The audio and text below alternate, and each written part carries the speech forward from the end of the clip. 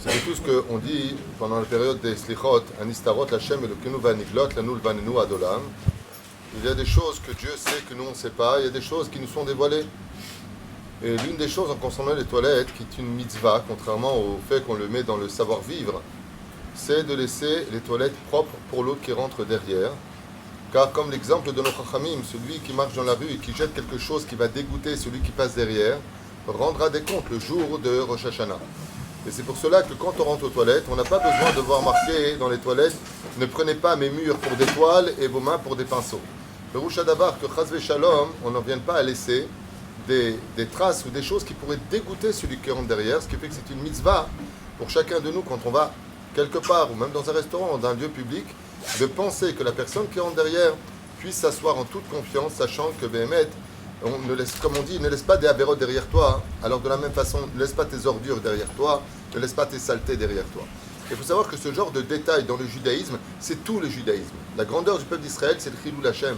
D'être capable d'être passé quelque part en y laissant des déchets sans qu'on puisse savoir que quelqu'un est passé, c'est toute la grandeur de la Teshuvah. Et c'est très important de le comprendre et de le vivre et de ne pas dire ici il y a quelqu'un qui va nettoyer parce qu'entre-temps il y a 3-4 personnes qui peuvent passer derrière et en entrant, encore une fois, c'est arrivé, on ouvre la porte et on est dégoûté. Pourquoi ? Parce que la personne, malheureusement, y a laissé une empreinte. Et c'est d'avoir, je trouve ça même inadmissible qu'on ait, s'il vous plaît, laissé les toilettes comme vous les avez trouvées. Des fois, c'est pas tout le temps le cas. Mais on n'a pas besoin de nous le dire, c'est quelque chose qui doit être naturel. Ça fait partie de l'humilité, de la pureté de toute la Torah. Et la reine, même dans ce genre d'endroit, pense à celui qui vient derrière. À l'image de l'Elef Alpha Avdalim, quand tu vas faire Netilat Yadayim, on est très nombreux par exemple ici pendant Seudah Shlishit, à aller faire Netilat Yadayim.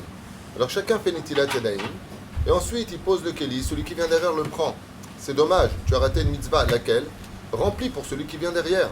Atamezake auto. De la même façon, tout comme tu peux faire des mitzvot qui vont laisser à d'autres personnes, comme de la tzedaka. Les gens passent et ils repassent et ils repassent, c'est compliqué. Donc si tu as les moyens de faire un peu de monnaie avant pour que les autres puissent participer sans se sentir des fois embêtés ou agressés par la demande, parce que c'est pas tout le temps bien demandé, les gens des fois ils insistent, eh bien fais tout ce que tu peux pour que derrière toi, il y ait toujours une empreinte de pureté et de sainteté et surtout de propreté.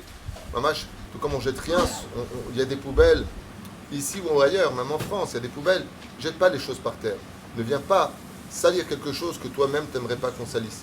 Et je pense que c'est la plus grande empreinte qu'on puisse laisser derrière nous, c'est l'empreinte de l'humilité et de dire j'y suis allé, mais je n'y étais pas.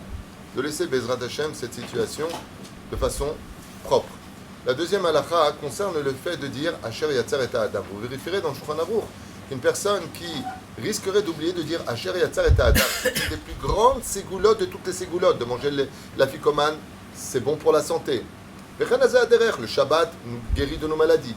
Plein de ségoulottes. La numéro 1 la plus connue, c'est Asher Yatzar et Adam. Si maintenant il rentre dans la Mida et je dois dire Asher Yatzar et Adam, qu'est-ce que je fais d'abord, la Mida ou Asher Yatzar et Adam?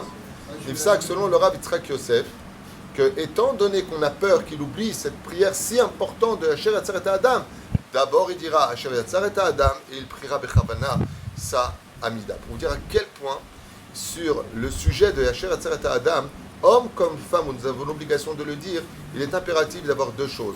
D'abord, dès que tu sors, après ton étilat, même si on n'a pas besoin de Kéli, comme on l'a déjà expliqué, tu prononces mot par mot.